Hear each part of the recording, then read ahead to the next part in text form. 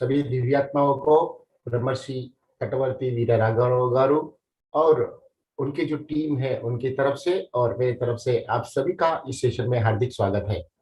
जैसे हम हर रोज की तरह आज भी यहाँ पे आत्मज्ञान की दिशा में ब्रह्मर्षि पितामह पत्री जी द्वारा कहा गया उन बातों को गहराई पूर्वक समझकर हमारी ध्यान साधना में आत्मज्ञान प्राप्त करने की जो साधना के अंदर हमें जो संदेह थे, जो बाधा रूप बन रहे थे, उन सारी बातों का संदेह को अच्छे से हम डाउट्स को क्लियर करने का जो प्रयास हम यहाँ पे कर रहे हैं, उसी दिशा में आज भी आगे बढ़कर और कुछ नई बातें जानकर हमारे जीवन के अंदर का जो योग्य और सही और हमें जो जिसकी जरूरत है वो ज्ञान हम प्राप्त करेंगे।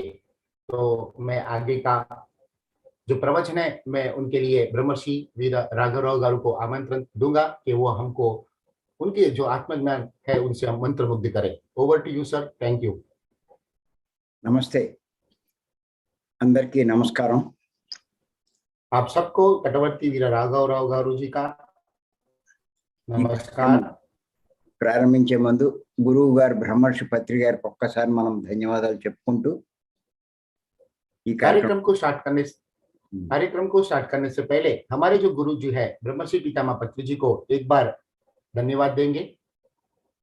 మనం గత 6 రోజుల నుంచి ఒక విషయం మీద మనం చెప్పుకుంటున్నాం। पिछले 6 दिनों से हम एक विषय के ऊपर यहाँ पे सज्जन सांगत्य कर रहे थे। ఈ రోజు 7వ రోజు, आज 7वां दिन है। ఈ విషయం అంటే ఆలయాలు అంటే మందిరాలు నిర్మించడంలోని అంతరార్థం।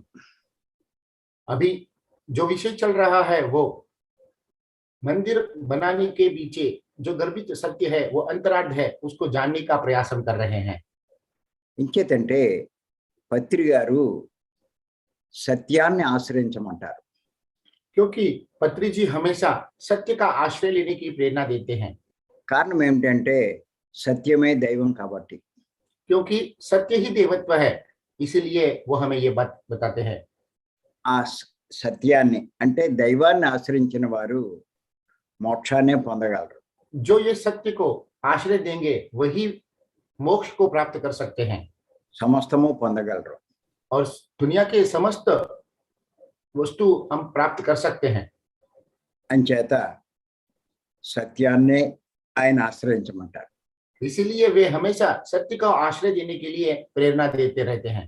కానీ లోకంలో అంతా అసత్యాన్నే ఆశ్రయిస్తున్నారు।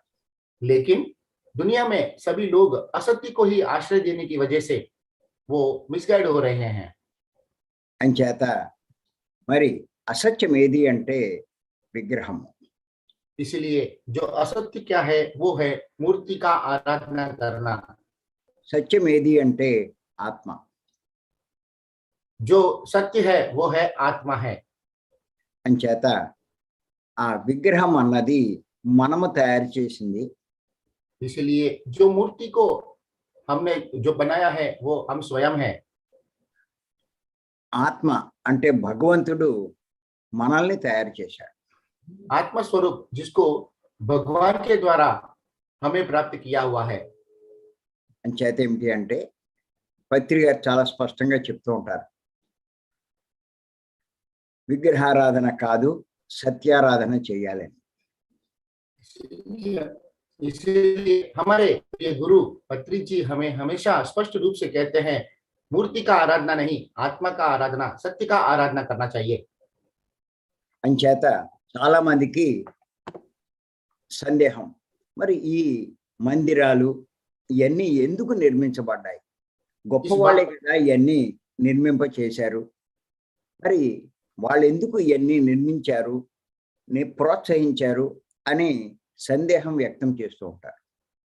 जैसे ही हम ये बात औरों को जब बताते हैं तो उनके मन के अंदर एक संदेह आता है, यदि ये बात गलत है तो ये जितने भी पुराने मंदिर है ये भी कोई महानुभावों ने ही बनाया है, तो फिर उन्होंने क्यों बनाया, ये सारे मंदिर का निर्माण क्यों किया? इस तरह का संदेह व्यक्त करते रहते हैं। అంచేత ఆ సందేహం నివృత్తి చేయడం కోసమే మనము ఈ విషయాలన్నీ చెప్పుకుంటున్నాం. इस तरह से उनकी जो संदेह है उन संदेह को दूर करने के हेतु ही हम इस सेशन में यहाँ पे चर्चा कर रहे हैं. ఇంకేతంటే ఆ మందిర నిర్మాణంలో ఒక అంతరార్థం ఏమిటి అంటే, మందిరము అంటే మానవ శరీరమే మందిరం. मंदिर बनाने के पीछे जो अंतरार्थ है वो मंदिर है. इसलिए मंदिर का भावार्थ भी मानव शरीर ही है. मंदिर मानव शरीर का ही प्रतिबिंब है. మందిరంలో విగ్రహం ఉన్నట్టు మానవ శరీరంలో సత్యమైన భగవంతుడు ఉన్నాడు. जिस तरह से मंदिर में वो मूर्ति है उसी तरह से मानव शरीर के अंदर सत्य के रूप में आत्मा विराजमान है. అంచేత మానవ శరీరంలో ఉన్నటువంటి ఆత్మను ఎవరైతే దర్శిస్తారో వారి జీవితం ధన్యమవుతుంది. इसीलिए मानव शरीर के अंदर जो आत्मा के रूप में विराजमान है उनका जो दर्शन करेगा उन्हीं का जीवन मुक्त होता है, मोक्ष को प्राप्त करता है. అంచేత ఆ మందిరంలో జరిగే వాటన్నిటి గురించి మనం తెలుసుకుంటున్నాం. इसीलिए हम मंदिर में जाकर के जो आचरण करते हैं उन सभी आचरण के पीछे जो गर्भ सत्य है उसके बारे में हम पिछले 7 एपिसोड से जान रहे थे. మరికొన్ని విషయాలు మనం తెలుసుకుందాం. उसी दिशा में आगे बढ़ते हुए और कई बातें आज हम यहाँ पे समझने की कोशिश करेंगे. మానవ శరీరం పంచభూతాలతో చేయబడింది. मानव शरीर पंच महाभूतों के द्वारा निर्मित किया गया है. అంచేత మందిరం కూడా పంచభూత తత్వాలు మనకి కనిపిస్తాయి. उसी तरह से मंदिर के निर्माण के अंदर भी पंच महाभूतों का तत्व हमें दिखाई देते हैं. మీరు చూడండి, కొబ్బరి, ప్రసాదము అన్నవి భూతత్వానికి ప్రతీక. यदि हम देखेंगे श्रीफल और प्रसाद वो भूतत्व का प्रतिरूप है. అలాగే ఉదకం అన్నది నీటి తత్వానికి ప్రతీక. सर ముందేం చెప్పాను సార్? భూతకమ ఉదకం అంటే నీరు, జలం. जल, और वहां पे जो पानी हम समर्पित करते हैं वो जल तत्व का प्रतिरूप है. అలాగే కర్పూర హారతి అన్నది అగ్నితత్వానికి ప్రతీక. उसी तरह से हम आरती कपूर को प्रज्वलित करते हैं वो अग्नि का प्रतीक है. అలాగే అగరబత్తి అన్నది వాయుతత్వానికి ప్రతీక. और उसी तरह से जो अगरबत्ती वहां पे प्रज्वलित करते हैं वो वायु तत्व का प्रतीक है. అలాగే ఘంటానాదం అన్నది ఆకాశతత్వానికి ప్రతీక. उसी तरह से हम वहां पे जो घंटा बजाते हैं वहां के अंदर की जो ध्वनि उत्पन्न होती है वो आकाश तत्व का प्रतीक है. అంచేత ఈ పంచభూతాలు మనకి ఆలయ సంప్రదాయంలో ప్రతిబింబిస్తూ ఉంటాయి. इस तरह से ये पंच महाभूत आलय संप्रदाय के अंदर हमें प्रतिबिंब के रूप में दिखाई देते हैं.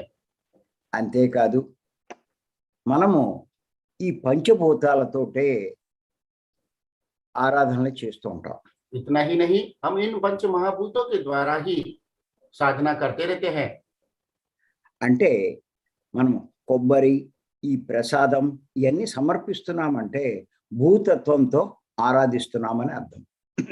हम श्रीफल और फल वहां पे जो अर्पित करते हैं, जो समर्पित करते हैं, उसका मतलब है कि हम भूतत्व को समर्पित करते हुए उनके आराधना कर रहे हैं. అభిషేకం చేయడం అన్నది నీటి తత్వంతో ఆరాధించడం. मूर्ति का अभिषेक करना मतलब जल स्वरूप से, जल तत्व से उनका आराधना करना. కర్పూరం వెలిగించి హారతి ఇవ్వడం అన్నది అగ్నితత్వంతో ఆరాధించడం. आरती कपूर को प्रज्वलित करके जो हम आचरण करते हैं वो अग्नि तत्व का आराधना है. అలాగే అగరబత్తి వెలిగించడం వాయుతత్వంతో ఆరాధించడం. अगरबत्ती को प्रज्वलित करना और उसके अंदर जो सुगंध आता है वो वायु तत्व का आराधना करना है.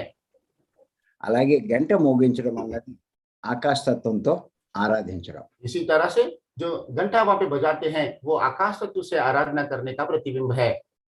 అంచేత ఈ పంచభూతాలు మానవ శరీరంలోనే ఉన్నాయి. इस तरह से ये पंच महाभूत भी हम देखते हैं कि वो हमारे शरीर में पहले से ही विराजमान है. అంచేత వీటిని ఆలయ నిర్మాణంలో ప్రతిబింబించారు. इस तरह से इन पंच महाभूतों का ही प्रतिबिंब के रूप में आलय के निर्माण के अंदर रखा गया है, किया गया है। అంచేత ఆలయ నిర్మాణం పూర్తిగా మానవ శరీర నిర్మాణానికి ప్రతిగా ఉంటుంది. इस तरह से हम देखते हैं हर चीज को, हर वस्तु को यदि हम गहराई से समझते हैं तो मानव से देह के साथ में ही पूरी तरह से प्रतिबिंबित किया गया ऐसा प्रमाण प्राप्त होता है। అందుకే శంకరాచార్య వారు ఏమన్నారంటే దేహో దేవాలయో ప్రోక్తః జీవో దేవో సనాతనః అన్నారు. इसीलिए शंकराचार्य जी ने भी यही कहा था, देवो देवालय प्रोक्तः जीवो देवो प्रोक्तः सनातनः। देवो सनातन, जीवो देवो सनातनः नाम का इस श्लोक के द्वारा यही तात्पर्य को समझाने का प्रयास किया है। देहमे देवालयमो, शरीर ही देवालय है, అందులో ఉన్న జీవుడు అంటే ఆత్మే దేవుడు, और उसके अंदर जो जीव विराजमान है वही आत्मा, जो विराजमान है वही भगवान है। అంచేత బాగా అర్థం చేసుకోండి, ఈ దేహంలో ఉన్నటువంటి ఆ దైవాన్ని ఎవరైతే ఆశ్రయిస్తారో వారు జీవితాన్ని ధన్యం చేసుకోగలరు. इस तरह से जो हमारे शरीर के अंदर विराजमान आत्म स्वरूप है उनका जो आश्रय लेते हैं वही वो जीवन का जो ध्येय है उसे प्राप्त कर पाएंगे। చాలా మంది ఏమనుకుంటారంటే ఆ మందిరమే దేవాలయం అనుకుంటారు. लेकिन बहुत से लोग ये सोचते हैं वो मंदिर ही वो एक देवालय है, కానీ నిజమైన దేవాలయం మానవ దేహమే. लेकिन जो सही रूप में जो देवालय है वो हमारा मानव शरीर ही है। ఇంచేతంటే ముందు ఆలయము అంటే మనకు అర్థం తెలుసుకోవాలి. क्योंकि सबसे पहले आलय का अर्थ को हमें समझना चाहिए। ఇంచేతంటే ఆలయము అంటే ఉండే ప్రదేశం. आलय का मतलब रहने लायक क्षेत्र। ఇప్పుడు మీరు చూడండి, హిమాలయము అని అంటాం, అంటే మంచు ఉండే ప్రదేశం. जैसे हिमालय का मतलब होता है हिम आलय, मतलब में बर्फ का जो प्रदेश होता है, जहां पे बर्फ होता है वो प्रदेश। అలాగే గ్రంథాలయము, उसी तरह से ग्रंथालय, పుస్తకాలు ఉండే ప్రదేశం. वहां पे पुस्तक रखने वाला क्षेत्र है, स्थान है। వైద్యాలయము वैद्यालयम, అంటే మనకి వైద్యం అందేటువంటి ప్రదేశం. मतलब जहां पे हमें दवाइयां प्राप्त कर सकते हैं वो उस तरह का वो स्थान। అలా ఏది ఉంటే దాన్ని మనం అలా పిలుస్తూ ఉంటాం. इस तरह से जिस स्थान पे जो चीज हमें दिखाई देता है, प्राप्त होता है, उसको हम उस स्थान के रूप में हम बुलाते हैं। అలాగే దేవాలయము అంటే దేవుడు ఉండే ప్రదేశం. उसी तरह से देवालय मतलब जहां पे भगवान विराजमान होते हैं वो प्रदेश कहा जाता है। అంచేత దేవుడు అంటే ఆత్మ. इसीलिए भगवान मत का मतलब होता है आत्मा है। మరి ఆత్మ ఉండే ప్రదేశం ఏది అంటే దేహమే. इसीलिए आत्मा रहने वाला वो स्थान का नाम है शरीर। అంచేత ఈ దేహమే దేవాలయం. और इस तरह से ये शरीर को देवालय कहा जाता है। అందుకే శంకరాచార్య వారు దేహమే దేవాలయం అన్నారు. इसीलिए शंकराचार्य जी ने देव को ही, शरीर को ही देवालय कहा है। కానీ విగ్రహం ఉన్నది విగ్రహాలయం. इस तरह से जहाँ पे विग्रह को रखा गया है, मूर्ति को रखा गया है, वो विग्रह आलय है। అంచేత అందరూ విగ్రహాలయానికి వెళ్తున్నారు కానీ దేవాలయంలోకి వెళ్ళట్లేదు.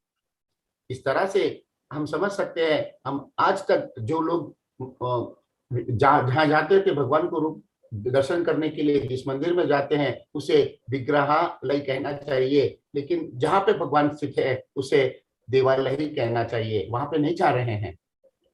కానీ పత్రి గారు మనకి ఈ అసలైన దేవాలయం, సత్యమైన దేవాలయంలోకి ఎలా ప్రవేశించాలో మనకి మార్గాన్ని అందించారు. इस तरह से हमारे गुरु पत्री जी ने जो सही जो देवालय है उसको किस तरह से प्राप्त करना है, वो बातों को उनके प्रबोधन के द्वारा प्रस्तुत किए हैं। ఆ మార్గమే పత్రి గారు మనకు అందించినటువంటి శ్వాస మీద ధ్యాస. और उनके द्वारा जो मार्ग दिया गया है वही श्वास के ऊपर ध्यान केंद्रित करके तीव्र ध्यान साधना करना। మీకు సందేహం రావచ్చు, శ్వాస మీద ధ్యాస ఉంచితే మనం దైవాన్ని ఎలా చేరుతాం, అంటే ఆత్మను ఎలా చేరుతాం అనేటువంటి సందేహం రావచ్చు. आपको भी कभी भी ये संदेह आ चुका होगा, अरे श्वास के ऊपर ध्यान केंद्रित करने से आत्मा को कैसे प्राप्त कर सकते हैं। దాని గురించి కొంచెం మనం తెలుసుకుందాం. ఇప్పుడు उसके बारे में थोड़ा सा यहाँ पे समझने की कोशिश करेंगे। మనమంతా మానవులం.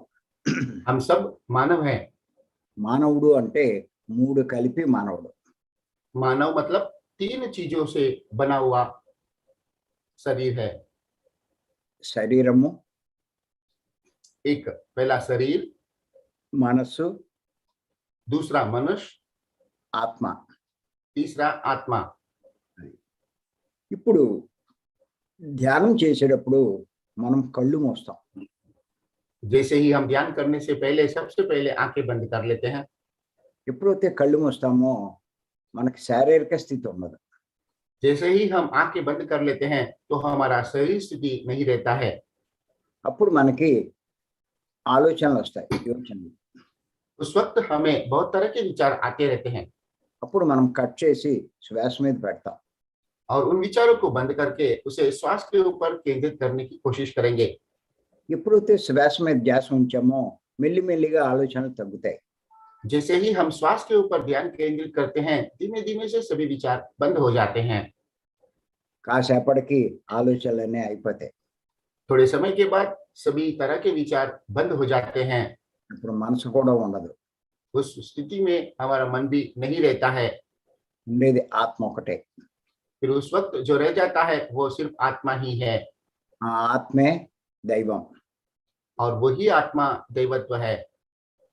ఎప్పుడైతే ఆ స్థితికి మనం వెళ్ళామో మనం దైవంతో ఉంటాం. जैसे ही हम उस स्थिति को प्राप्त करते हैं तो उस वक्त हम भगवान के साथ में रहते हैं। మన దృష్టి దైవం మీద ఉన్నట్టు.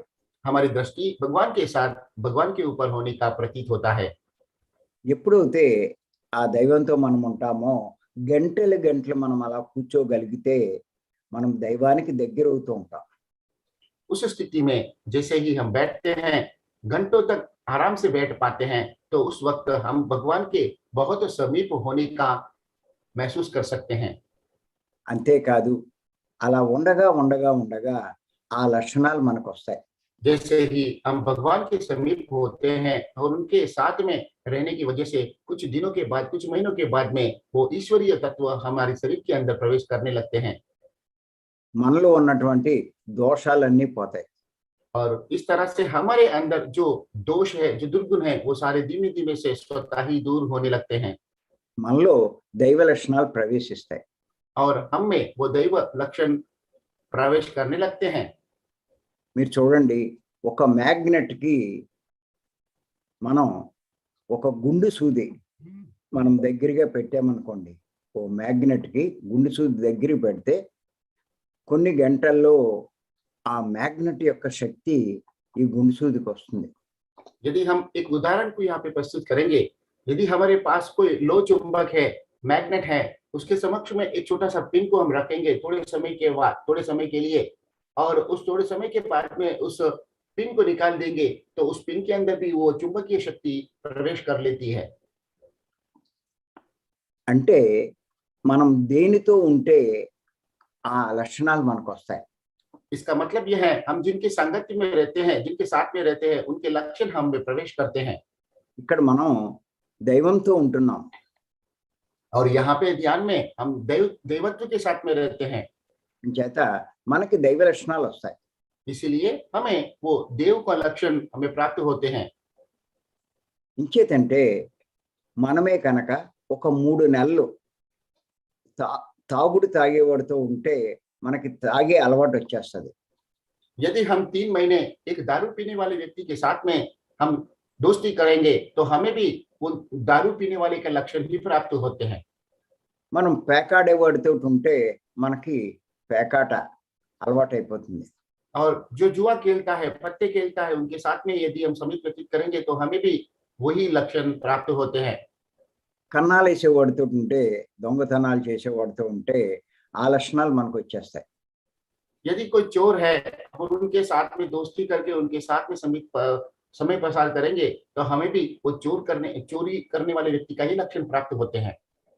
అలాగే దైవంతో ఉంటే మనకి దైవ లక్షణాలు వస్తాయి.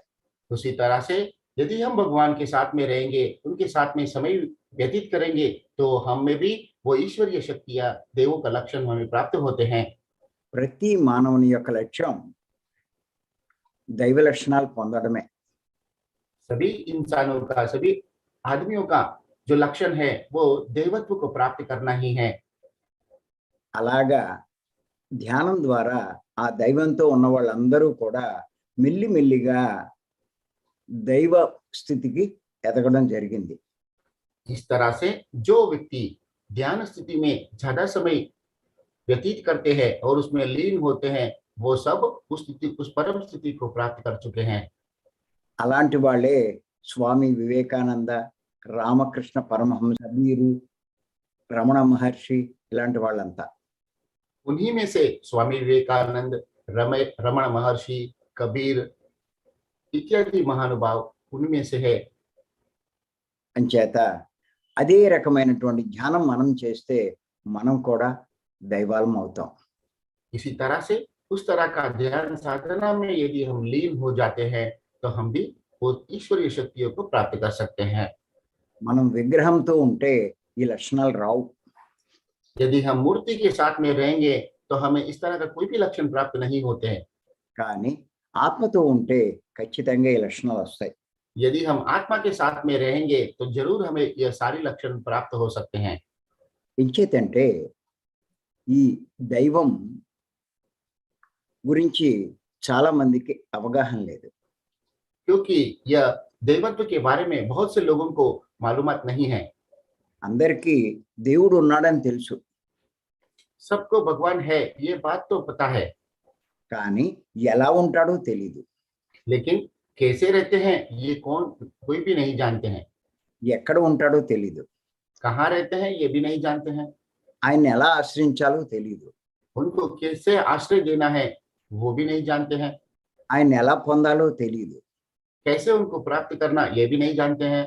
ఇవన్నీ తెలియకపోవడం వల్లే కనిపించే ఆ విగ్రహాన్ని ఆశ్రయించి తృప్తి పడిపోతున్నారు. ये सभी बातें उनको पता नहीं है, इसीलिए जो दिखाई दे रहा है उन मूर्ति को आश्रय दे करके वही पे तृप्ति प्राप्त करने का प्रयास कर रहे हैं। కానీ ఎన్ని జన్మలు ఆశ్రయించినా వారికి తృప్తి వస్తుంది, కానీ ముక్తి రావట్లా. इस तरह से कई जन्मों से उनके मूर्ति का आराधना करने से उन्हें मात्र तृप्ति ही मिला है, लेकिन मुक्ति नहीं मिल पाया। కానీ ఎవరైతే సత్యమైనటువంటి ఆత్మను ఆశ్రయిస్తారో వారికి ముక్తే లభిస్తుంది. लेकिन जो लोग सत्य रूप में जो आत्मा विराजमान है उनको आश्रय देते हैं, उन्हीं को ही मुक्ति प्राप्त होती है। మరి ఈ భగవంతుడు అంటే ఆత్మ ఎలా ఉంటుందో తెలుసుకోవాలి. तो ये भगवान मतलब ये आत्मा कैसे होते हैं इसके बारे में हमें समझना चाहिए। బయటికి మనకి కనిపించట్లా. क्योंकि वो बाहर से दिखाई नहीं देता है ना। దేహంలో ఉన్నటువంటి దైవం మనకు కనిపించట్లా, शरीर में विराजमान वो आत्मा हमें दिखाई नहीं देता है, కానీ ఉన్నాడు. लेकिन वो वहां पे है। ఎలా ఉన్నాడు? वो कैसे हैं? ఎలా ఉన్నాడు అంటే నువ్వులలో నూనెలాగా ఉన్నాడు. कैसे रहते हैं? जैसे वो तिल के अंदर छुपा हुआ वो तेल के रूप में है। పాలల్లో నెయ్యిలాగా ఉన్నాడు. दूध में जिस तरह से घी है उस तरह से है। పుష్పంలో సుగంధం లాగా ఉన్నాడు. फूलों में जो सुगंध है उस तरह से विराजमान है। ఫలాలలో రసంలాగా ఉన్నాడు. फलों में उनका जो द्रव है उस रूप में वो उपस्थित है। కట్టెలో నిప్పులాగా ఉన్నాడు. लकड़ियों में अग्नि के रूप में विराजमान है। ఆకాశంలో గాలిలాగా ఉన్నాడు. आकाश में वायु के रूप में विराजमान है। అలాగే దేహంలో ఆత్మ ఉంది. ఆత్మ उस అంటే భగవంతుడు ఉన్నాడు.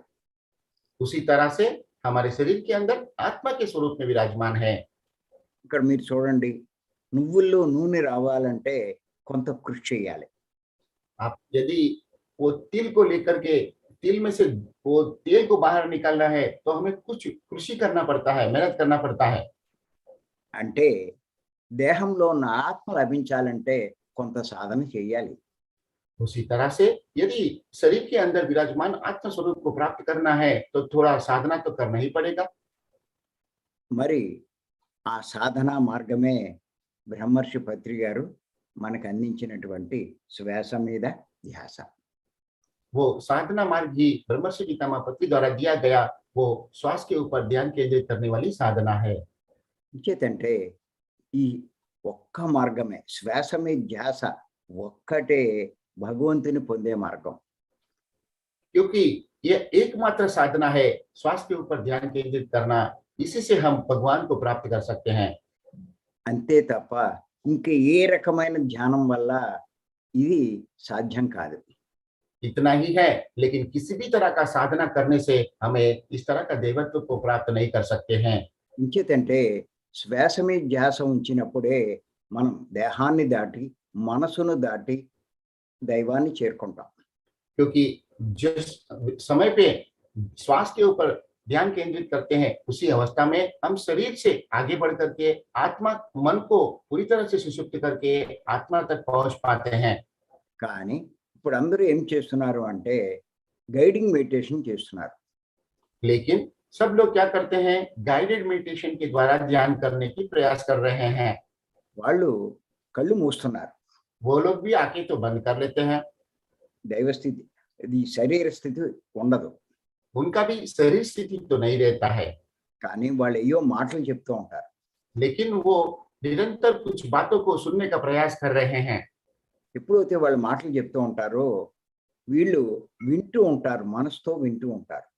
जैसे ही वहां पे वो गाइडेड मेडिटेशन के द्वारा कुछ बातें बताए जाते हैं, उन बातों को हम मन से सुनने का प्रयास करते रहते हैं। గంట ధ్యానం చేసినా 2 గంటలు కూర్చున్నా ఈ మనసు దగ్గరే ఆగిపోతారు. वो यदि 1 घंटा ध्यान करेंगे या 2 घंटा में भी वो 2 घंटे तक भी ध्यान स्थिति में लीन होने की कोशिश करेंगे तो वो लोग इस मन के पास ही रुक जाते हैं। అంతేగాని మనసు దాటి దైవాన్ని చేరుకోలేరు. इतना ही है, लेकिन वो मन को पार करके देवत्व के पास, आत्मा के पास पहुंच नहीं सकते हैं। అంచేత గైడింగ్ మెడిటేషన్ అన్నది మనసు దగ్గర ఆగిపోతుంది. इसलिए गाइडेड मेडिटेशन जो है वो मन के पास ही रुक जाता है। కానీ పత్రి గారు మనకి ఇచ్చినటువంటి శ్వాస మీద ధ్యాస దైవం దగ్గరికి చేరుస్తుంది. लेकिन पत्री जी ने जो हमें साधना प्राप्त करवाया है, श्वास के ऊपर ध्यान केंद्रित करना, वो सीधा आत्मा तक हमें ले जाती है। అంచేత ఆ దైవం గురించి కొద్దిగా తెలుసుకుందాం. इस तरह से और वो ईश्वरीय शक्तियों के बारे में थोड़ा सा और गहराई पूर्वक समझेंगे। ఆత్మ అంటే దైవం లేకపోతే పరబ్రహ్మం. आत्मा का मतलब दैवत्व अथवा परब्रह्म है। అది ఆ పరబ్రహ్మం మిక్కిలి విస్తారమైనది. और वो परब्रह्म पूरे ब्रह्मांड में पूरी तरह से व्याप्त हो चुका हुआ है। అది ఆ దైవం సర్వవ్యాపి. और इस तरह से वो दैव सर्वव्यापी है, हर जगह पे वो फैला हुआ है సర్వాంతర్యామి. और सर्वांतर्यामी है, सभी जगह पे वो अंतर हो चुका है, आंतरिक हो चुका है। అన్ని జీవుల అంతరాల్లోనూ ఉంది. सभी प्रकार के जीवों के अंतर में भी वो विराजमान है। అన్నిటికంటా గొప్పదైనది. और सबसे महत्वपूर्ण बात है वो, ఇంచేతంటే సృష్టిలో ఏది ఉన్నా వాటన్నిటికంటా గొప్పదే ఆ పరబ్రహ్మం. इस तरह से सृष्टि में जो भी है उन सब में से श्रेष्ठ वो परब्रह्म ही है। స్వయం ప్రకాశమైనది. वो स्वयं प्रकाशित है। అంటే సూక్ష్మమైన దానికంటే ఇంకా సూక్ష్మమైనది. मतलब जो सूक्ष्म स्थिति है, जो सूक्ष्म वस्तु है, उससे भी और सूक्ष्म है। ఇంచేతంటే గాలే సూక్ష్మం. क्योंकि वायु ही एक बहुत ही सूक्ष्म स्वरूप है। గాలి కంటే సూక్ష్మం ఆకాశం. वायु से भी सूक्ष्म जो वस्तु है वो आकाश तत्व है। కానీ ఆకాశం కంటే కూడా సూక్ష్మాతి సూక్ష్మమైనదే పరబ్రహ్మం. वो आकाश से भी जो सूक्ष्माति मतलब सूक्ष्म में भी और भी सूक्ष्म जो है वो है आत्मस्थिति परब्रह्मा। అంతేకాదు ఆ పరబ్రహ్మం మిక్కిలి దూరమైనది. और इतना ही नहीं, वो परब्रह्मा हमसे बहुत दूर है। అంతేకాదు చాలా దగ్గరలో కూడా ఉంది. इतना ही नहीं, वो हमारे अति समीप भी है। ఇది అర్థం కావాలి అంటే ఆ పరబ్రహ్మం బాహ్య దృష్టి కలవారికి బహు దూరంగా ఉంటుంది. ये बात को समझना है तो जो लोग बाह्य दृष्टि से देखेंगे तो उनके लिए वो परब्रह्मा बहुत दूर प्रतीत होता है। అంతర్దృష్టి కలవారికి మిక్కిలి సమీపంగా ఉంటుంది. जो लोग अंतर्दृष्टि से देखते हैं उनको अति समीप में उसे महसूस कर सकते हैं। అంచేత ఆ బాహ్య దృష్టి కలవారికి ఎన్ని జన్మలు ఎత్తినా ఆయన లభించడు. इस तरह से जो बाह्य दृष्टि से देखते हैं वो कई जन्मों अवतरित होने के बावजूद भी उनका वो दर्शन नहीं कर पाते हैं, उन्हें प्राप्त नहीं कर पाते हैं। వారు ఎక్కడికి వెళ్ళినా ఎంత దూరం వెళ్ళినా వారికి దొరకడు. वो कितना भी दूर चले जाए, कहीं पे भी जाए, उनको वो कभी भी प्राप्त नहीं होंगे। కాశీ వెళ్ళినా రామేశ్వరం వెళ్ళినా ఎక్కడికి వెళ్ళినా ఆయన దొరకడు. यदि आप काशी जाइए, रामेश्वर जाइए, कहीं पे भी जाइए, आपको वो कभी भी नहीं मिलेंगे।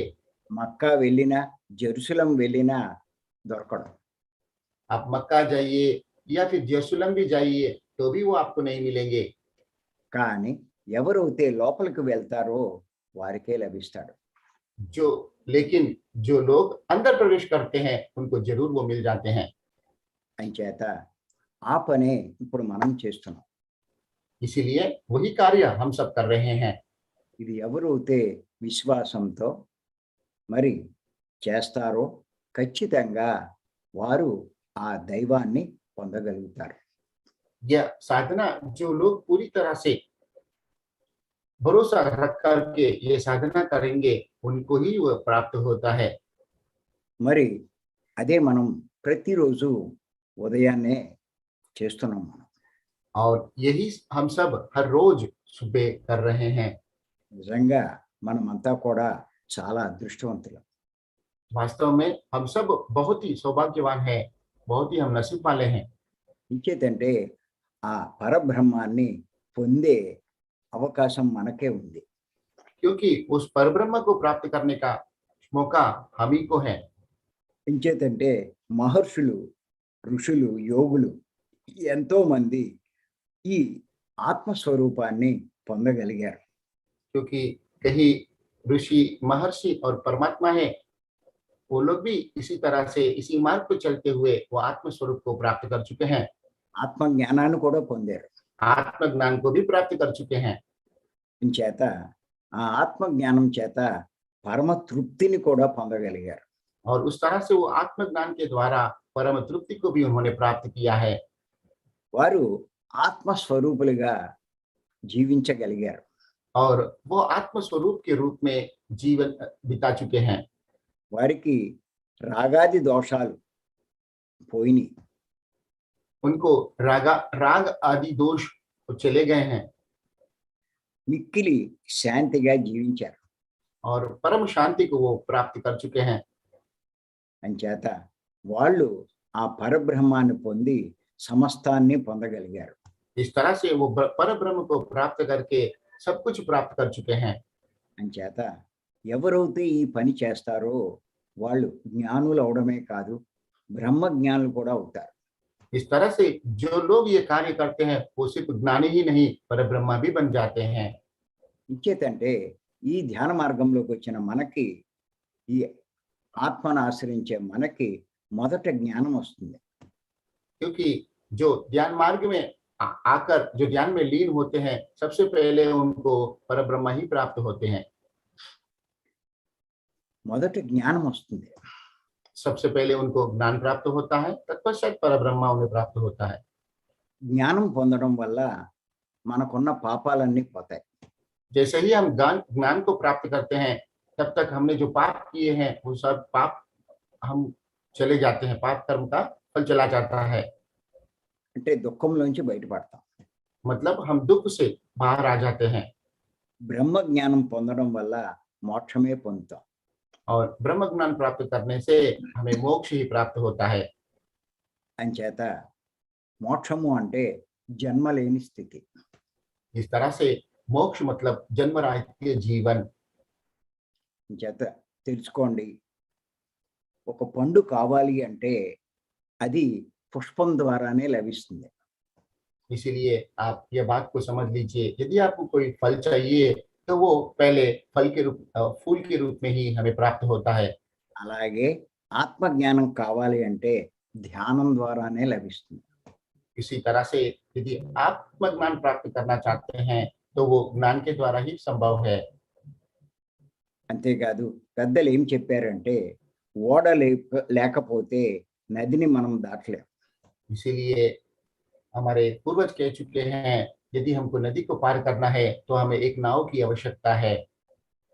అలాగే ఈ బ్రహ్మ విద్యాభ్యాసం లేకపోతే మనం సంసార సాగరాన్ని దాటలేం. उसी तरह से यदि हम ये ब्रह्म ज्ञान को नहीं प्राप्त कर पाएंगे तो ये संसार का नाम का वो सागर को पार नहीं कर पाएंगे। అంచేత పత్రి గారు మనకి ఈ అవకాశాన్ని కల్పించారు. इसीलिए पत्री जी हमें ये मार्ग बताए हैं। ఇంత అద్భుతమైన మార్గం ఇచ్చిన పత్రి గారికి మరొక్కసారి మనం ధన్యవాదాలు చెప్పుకుందాం. इतना अद्भुत मार्ग दिखाने वाले ब्रह्मर्षि पितामह पत्री जी को फिर से एक बार अभिवादन करेंगे, धन्यवाद देंगे। అంచేత ఇది ప్రతి ఒక్కరు అర్థం చేసుకోండి. ఈ ధ్యానాన్ని చాలా తీవ్రంగా సీరియస్గా చేయండి. इसीलिए इस बात को आप सब समझ जाइए और ध्यान को बहुत तीव्र और गहराई पूर्वक करने का प्रयास कीजिए। మీరందరూ కూడా గత జన్మల్లో మరి ఎంతో పుణ్యం చేసుకుని ఈ మార్గంలోకి రాగలిగారు. आप सभी भी यहाँ पे जितने लोग उपस्थित है वो सब पिछले जन्म में बहुत साधना करके ही यहाँ तक पहुंचे हैं। ఈ వచ్చిన అవకాశాన్ని వృధా చేసుకోకండి. इस तरह इसीलिए आपको जो ये मौका मिला है, जो चांस मिला है, इसको मत गवाइए और इसका सद्विनियोग कीजिए। ఇంతటి జ్ఞానము ఇంకా ఏ జూములోనూ మీకు లభించదు. इस तरह का ज्ञान आपको कोई भी जूम सेशन में प्राप्त नहीं हो सकता है। మనకి ఈ భారతదేశంలోనే కాదు ప్రపంచవ్యాప్తంగా ఎన్నో జూమ్లు ఉన్నాయి. हम देखेंगे यहाँ पे भारत की नहीं, पूरी दुनिया भर में भी बहुत तरह के जूम सेशन में आध्यात्मिक प्रवचन होते हैं, కానీ ఏ జూమ్లోనూ ఈ జ్ఞానం మనకు లభించదు. लेकिन किसी भी जूम सेशन में इस तरह का ज्ञान हमें प्राप्त नहीं होगा। చేత నిజంగా మనమంతా చాలా అదృష్టవంతులం. इस तरह से वास्तव में हम सब भी बहुत नसीब वाले हैं। చేత ఈ అవకాశం ఇచ్చిన మీ అందరికీ నేను ధన్యవాదాలు చెప్తున్నాను. और इस तरह से मुझे ये मौका देने के लिए आप सबको ब्रह्मर्षि कटवर्ती राघवराव गारू धन्यवाद दे रहे हैं। धन्यवाद। రేపు మరికొన్ని విషయాలు చెప్పుకుందాం. और कल और नए विषयों के साथ में हम फिर से प्रस्तुत होंगे। Thank you, thank you, thank you. धन्यवाद, धन्यवाद, धन्यवाद। చిరంజీవి గారు यस सर। చెప్పమనండి. तो आज का यह विषय भी, यह संदेश भी यहाँ पे समाप्त होता है। तो इस विषय के संलग्न में यदि किसी को कोई अभिप्राय देना है अथवा उनके पास कोई डाउट्स है तो निसंकोच अपना हैंड रेस करके अपना संदेह यहाँ पे प्रस्तुत करके अपने अनुभव बता करके औरों को भी प्रेरित करने की कोशिश करेंगे। तो सबसे पहले जया परमार जी को हम आमंत्रित करते हैं। जया जी अपने आप को अनम्यूट कीजिए।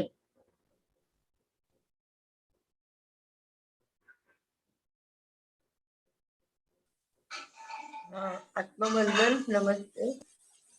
हाँ नमस्ते मैम। हाँ,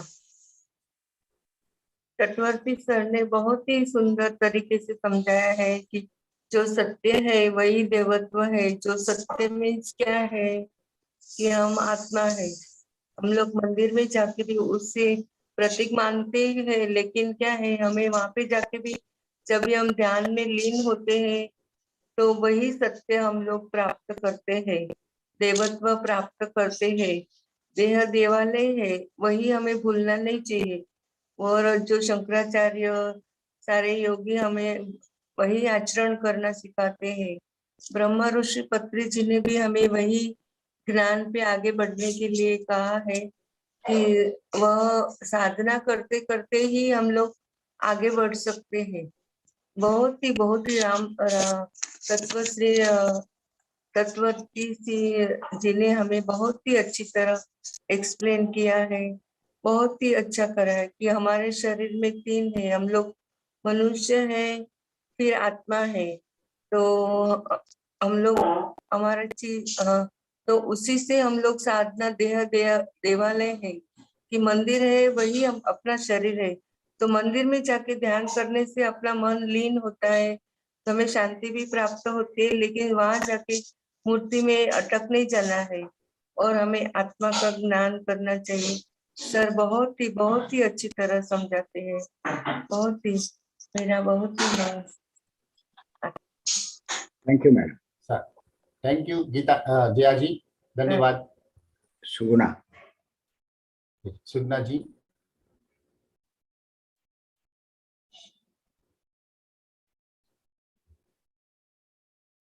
यस सुगना जी, नमस्ते। सर नमस्ते सर, चिरंजीव सर नमस्ते सर।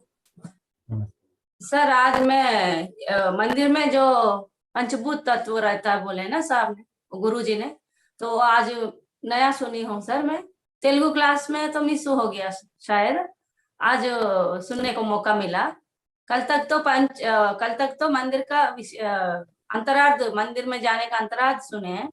आज पंचभूत का वो नया लगा मुझे। और एक बात है, अभी गुरु जी ने बताया कि घंटों तक बैठ के ध्यान करने से आत्मा स्थिति को पहुंचते हैं। तो वो अभी वो स्थिति पहुंचना है तो भीमवरम कंपलसरी जाना पड़ेगा। अब भीमवरम में क्या है कि 3 घंटा बैठाते हैं, तो वो 3 घंटा बैठने के बाद हमें लगता है अभी तो बैठा है, अभी इतना टाइम, इतने में 3 घंटा हो गया क्या, ऐसा लगता है। वहां वो स्थिति जरूर मिलता है, क्योंकि मैं अनुभव पूर्वक बता रही हूँ। उसके बाद घर में आने के बाद घंटों घंटे बैठ जाते हैं। तो वो वही बताने के लिए मैं hand raise. Thank you sir. Thank you Suguna ji. Sir. Geeta. Yes Geeta जी,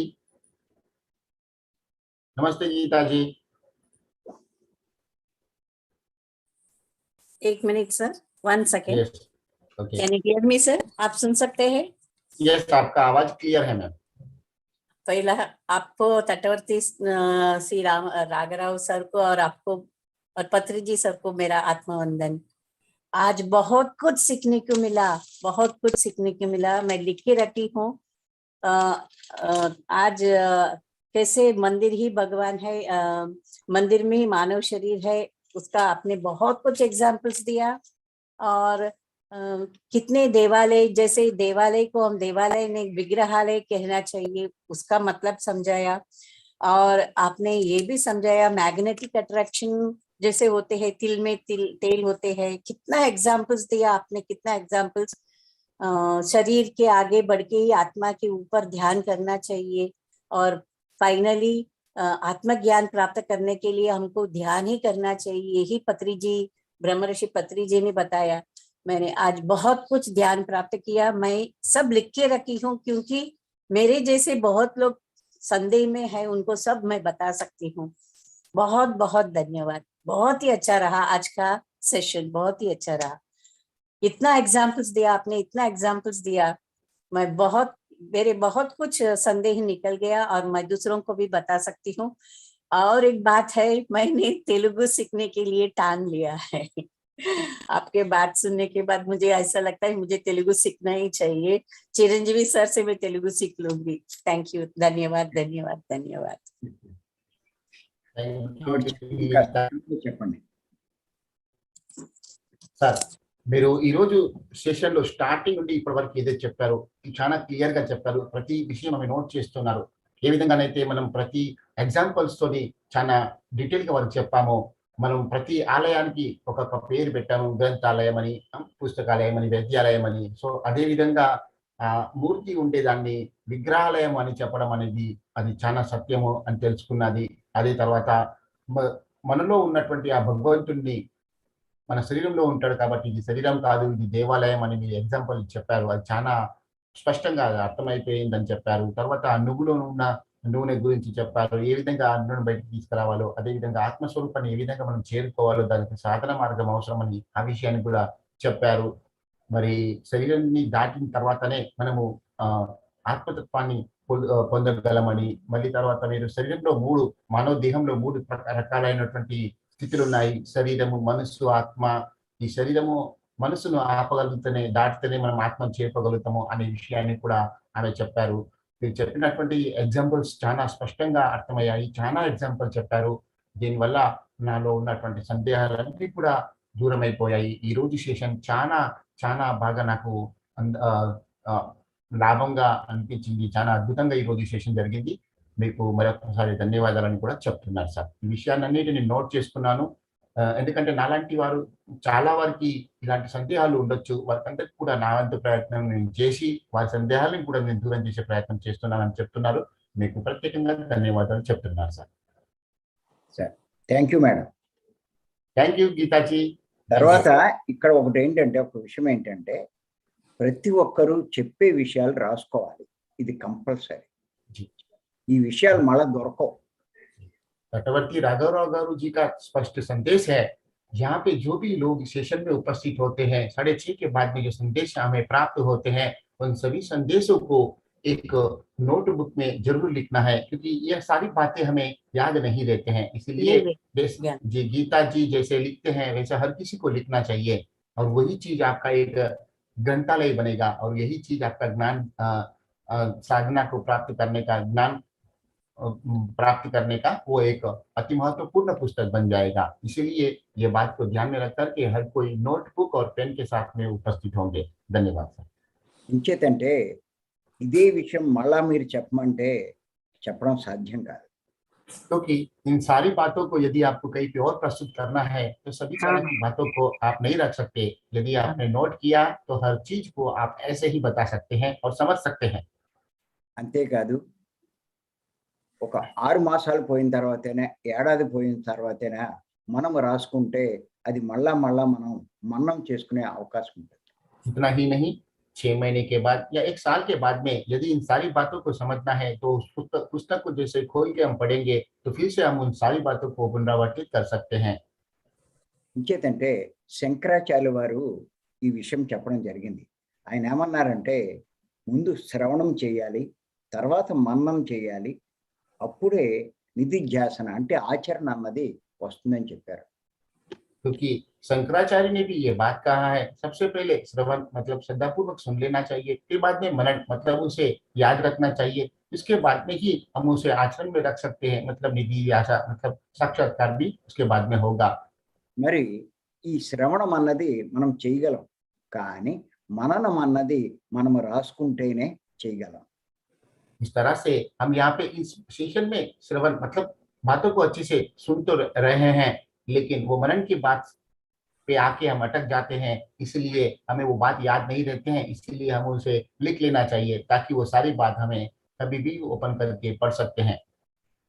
అంచేత ప్రతి ఒక్కరూ రాసుకోవడం అనేది చాలా ముఖ్యం. इसीलिए इन सारी बातों को आपको नोट करने की अति आवश्यकता है। సార్ చిరంజీవి గారు, सर రేపు మనకి చంద్రపూర్ కానీ, यस सर, ఔరంగాబాద్ కానీ, ఇండోర్ కానీ వాళ్ళకి ముందే చెప్పండి. यस सर, పుస్తకం కంపల్సరీ అని చెప్పండి. यस सर, ओके, చెప్పాలి, ప్రతిదీ రాసుకోవాలని కూడా చెప్పాలి. यस। तो अभी విన్నాం కాదు.